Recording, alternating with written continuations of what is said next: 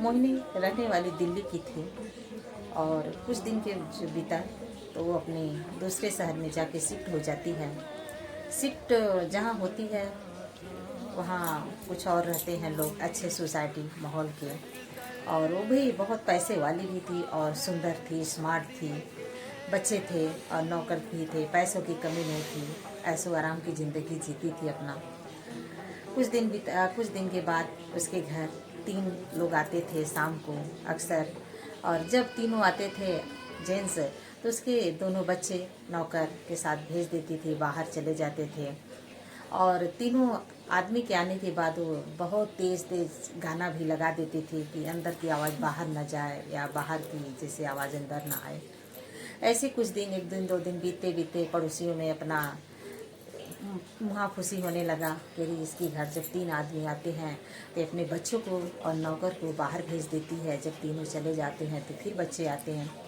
कुछ दिन ऐसे बीता और वो बहुत, उसकी पर्सनालिटी बहुत अच्छी थी और जो कपड़े भी पहनती थी एकदम स्लीव पहनती थी और जैसे पतले एकदम कपड़े पहनती थी।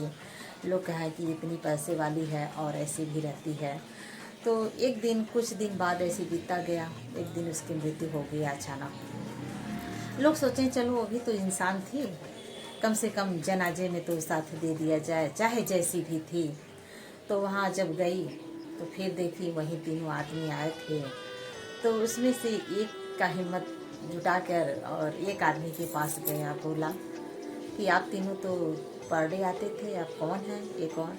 तो उसने बोला हाँ मैं पर डे आता था शाम को, ये मेरी बड़ी भाभी हैं, मेरे भैया कुछ दिन पहले गुजर गए, इसलिए मेरी भाभी वहाँ का पूरा कारोबार बंद करके अपना यहाँ आ गई। ये कैंसर की मरीज थी मेरी भाभी, इन्हें स्किन कैंसर है।